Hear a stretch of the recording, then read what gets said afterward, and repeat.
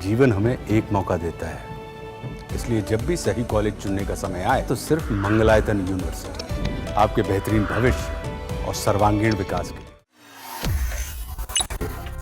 महाराष्ट्र विधानसभा में औरंगजेब की तारीफ की थी, जिसके बाद मामला बढ़ा और अब उन्हें पूरे सत्र के लिए विधानसभा की कार्रवाई से निलंबित करने का फैसला लिया गया है। आपको बता दें कि महाराष्ट्र में समाजवादी पार्टी के विधायक अबू आजमी अक्सर विवादों में ही हैं। उन्होंने अपने एक बयान में मुगल शासक औरंगजेब का महिमा मंडन किया।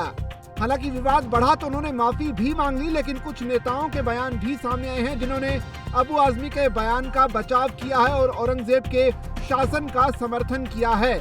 लेकिन बड़ी खबर यह है कि जो उन्होंने बयान दिया था औरंगजेब को लेकर, उनकी तारीफ की थी, जिसका उल्टा असर अब अबू आजमी पर ही पड़ा है।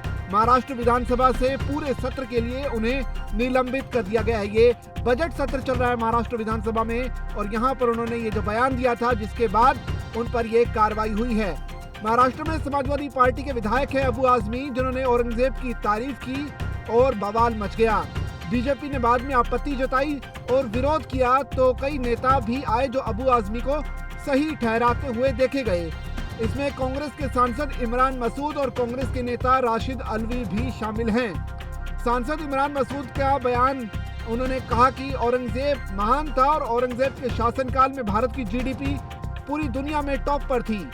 औरंगजेब को लेकर ये सारा विवाद फिल्म छावा से शुरू हुआ। ये फिल्म 14 फरवरी को रिलीज हुई थी। फिल्म में दिखाया गया है कि औरंगजेब ने छत्रपति संभाजी महाराज को 40 दिन तक भयानक यातनाएं देने के बाद उनकी क्रूरता से हत्या कर दी थी और उनकी पत्नी और बेटे को बंधक बना लिया था।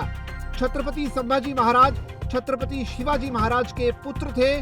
इसके बाद जब ये बयान आया तो महाराष्ट्र की सियासत अचानक से उबाल खाने लगी और अब जबकि अबू आजमी पर यह कार्रवाई हुई है, तमाम कांग्रेस के नेता अब उनके बयान के पक्ष में खड़े होते हुए दिख रहे हैं। सहारनपुर से कांग्रेस सांसद इमरान मसूद का कहना है कि जो इतिहास में लिखा है उसको मिटा नहीं सकते। एक फिल्म बनाकर इतिहास को मिटा नहीं सकते। लोगों को सही ज्ञान मिलना चाहिए। औरंगजेब इस देश का 49 साल का बादशाह रहा। वो आतताई कैसे हो सकता है?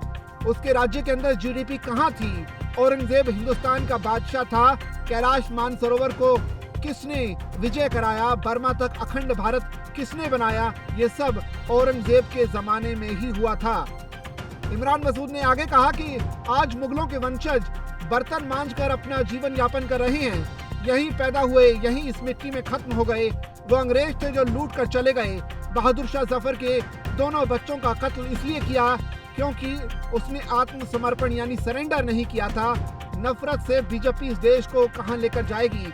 नफरत की राजनीति से देश का नुकसान होगा। 25 करोड़ लोगों को साइडलाइन नहीं कर सकते।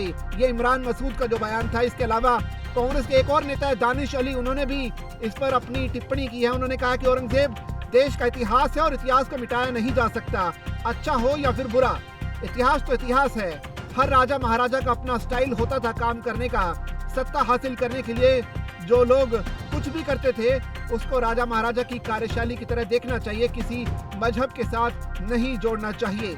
वहीं कांग्रेस के नेता उदित राज का भी कहना है कि मैं अबू आजमी के बयान का समर्थन करता हूं। अबू आजमी कुछ गलत नहीं बोले। औरंगजेब ने मस्जिद भी तोड़ी थी। राजा लोग तो करते ही थे एक दूसरे को प्रताड़ित।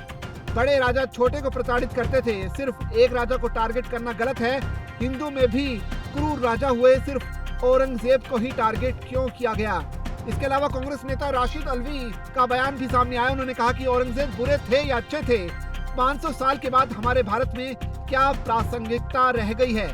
इसी पर राजनीति हो रही है। औरंगजेब पर आरोप है कि उसने मंदिर तोड़वाए, लेकिन उसने मंदिरों को पैसे भी दिए। क्या बीजेपी ने गुजरात में मंदिर नहीं तोड़वाए?